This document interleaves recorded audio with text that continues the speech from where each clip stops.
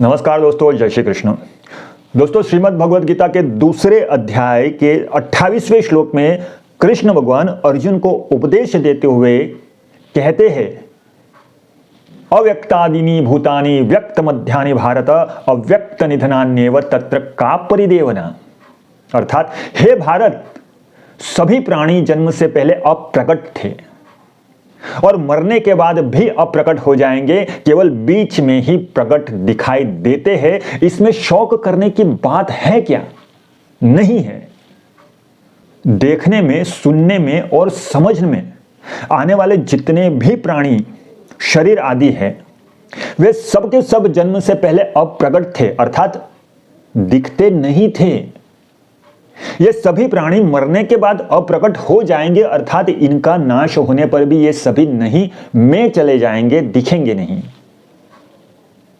ये सभी प्राणी बीच में अर्थात जन्म के बाद और मृत्यु के पहले प्रकट दिखाई देते हैं। जैसे सोने से पहले भी स्वप्न नहीं था और जगने के बाद भी स्वप्न नहीं रहा। ऐसे ही इन प्राणियों के शरीरों का पहले भी अभाव था और पीछे भी अभाव रहेगा, परंतु बीच में भाव रूप से दिखते हुए भी वास्तव में इनका प्रतिक्षण अभाव हो रहा है। तत्र का परिदेवना कहने का तात्पर्य है दोस्तों, जो आदि है और अंत में नहीं होता, जो आदि में और अंत में भी नहीं होता, वह बीच में भी नहीं होता। यह सिद्धांत है।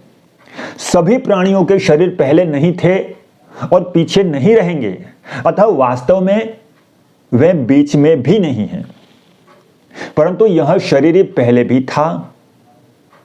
यह शरीर अर्थात देही, यह शरीरी पहले भी था और पीछे भी रहेगा, अतः वह बीच में भी रहेगा। निष्कर्ष यह निकला कि शरीरों का सदा अभाव है और शरीरी देही का कभी भी अभाव नहीं है।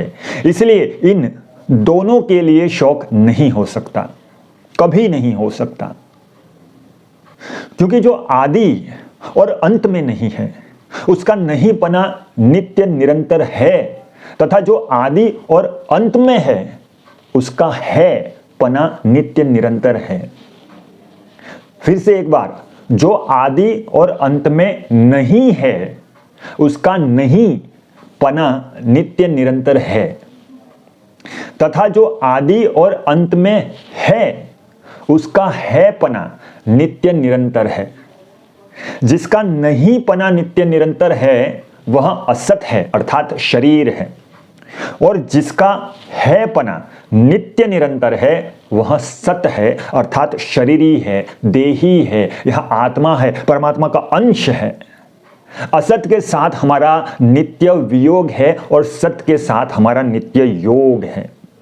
असत के साथ हमारा नित्य वियोग है और सत के साथ हमारा नित्य योग है।